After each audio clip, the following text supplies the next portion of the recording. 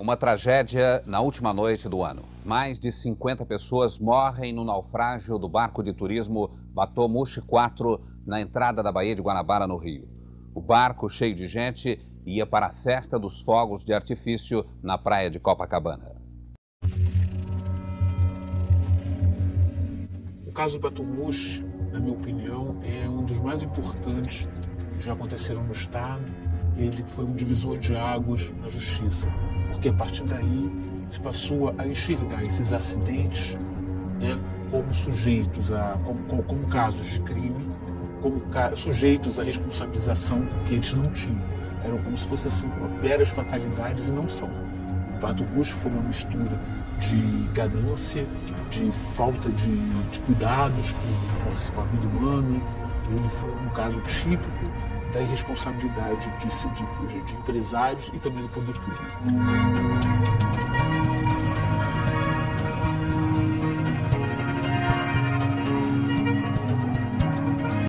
Naquele 31 de dezembro de 88, eu e minha esposa queríamos fazer algo diferente e nós estávamos com um casal de amigos que estariam voltando do exterior. Passou uma temporada grande no exterior, então nós estávamos reavendo a nossa amizade, que sempre foi muito grande. E aí, depois de procurar vários lugares na orla, restaurantes, nós verificamos que estavam todos lotados. E nós íamos levar os nossos filhos, quer dizer, o meu filho, eu tinha uma filha de 1 ano nessa época, ela não ia, mas o outro casal tinha uma filha de 2 anos e outra de 6. Então, depois de muito procurar, verifiquei que existia esse passeio do Batomushi e que ele ia para o mar. Resolvi, com a minha esposa e meu filho, passar onde vendia os ingressos, que é exatamente o lugar do embarque, e assim partimos.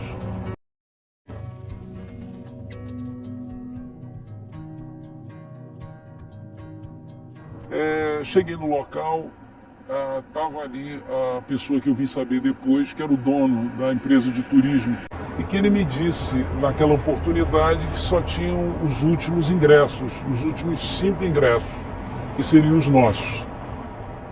E depois eu vim descobrir que depois dos nossos 5 últimos ingressos, na listagem ainda teve mais 17 últimos ingressos. Entendeu? Então aí começou a nossa jornada para aquela noite de 31 de dezembro. O barco partiu, começaram a servir a ceia, eu não sei precisar a hora, não sei se era 10 horas, 10h30. Eu sei que a alimentação acabou muito rápido, o que demonstrava que eles não estavam preparados para aquela quantidade de pessoas que estavam embarcadas. Já estávamos no mar até que nós fomos abordados por uma embarcação da Marinha,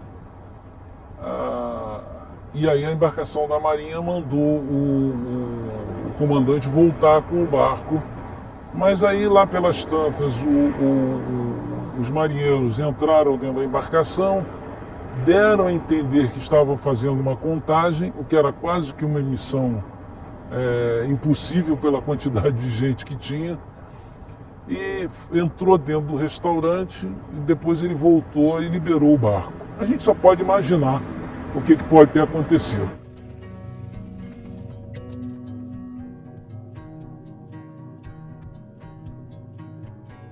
Chegou uma determinada hora, uns 2 minutos ou 1 minuto antes do barco ter emborcado de vez, eu consegui pegar os coletes de salva-vida. Peguei 3 coletes de salva-vida e gritei para o meu amigo fazer a mesma coisa. Só que eram coletes velhos e eram coletes que a gente não sabia como usava. E eu comecei a botar no meu filho. E eu consegui botar no meu filho, fui na hora de amarrar o salva-vidas, né? O barco emborcou de vez.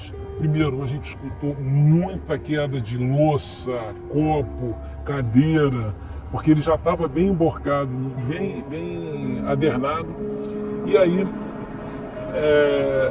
antes de eu conseguir dar o laço final, o barco virou e ficou 180 graus. E aí, nessa hora, eu perdi meu filho das minhas mãos. Eu fiquei embaixo da embarcação e a reação normal é você tentar subir. Ao subir, evidentemente, bati no assoalho do barco. E pensei, não é por aqui. Acho que eu pensei muito rápido e falei, pô, eu tenho que sair daqui.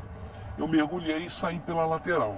Quando de repente eu vi do meu lado uma embarcação enorme e que nos resgatou. Ao ser resgatado, a primeira reação que eu tive é começar a olhar dentro do barco se os meus estavam ali.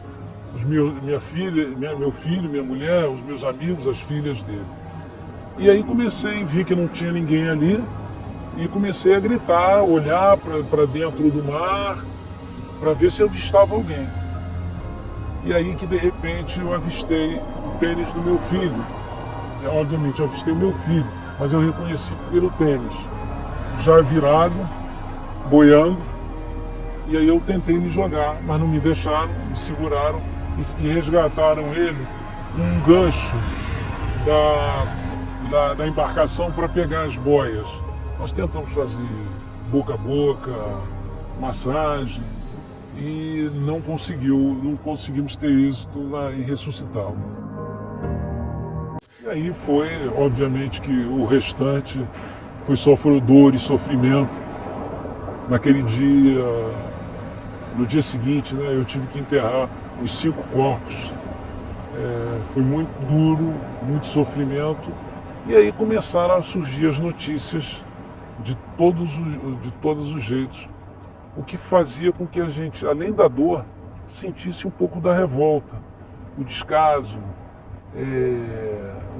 com a vida. 30 anos de Batomushi, eu diria, analisando hoje, quem foi o maior culpado do naufrágio? O maior culpado do naufrágio foi a ganância.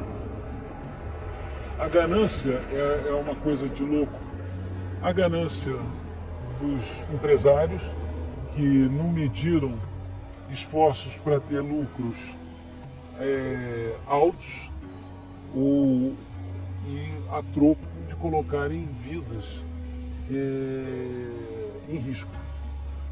A ganância dos órgãos de vistoria, que sabe-se lá, imagina-se a questão do suborno, e que fez com que também a embarcação se transformasse de uma embarcação de 28 pessoas para uma embarcação de 155, sem nenhuma modificação na estrutura do barco. Então eu diria, a ganância, o dinheiro fácil, eu diria que foi o maior culpado desse naufrágio.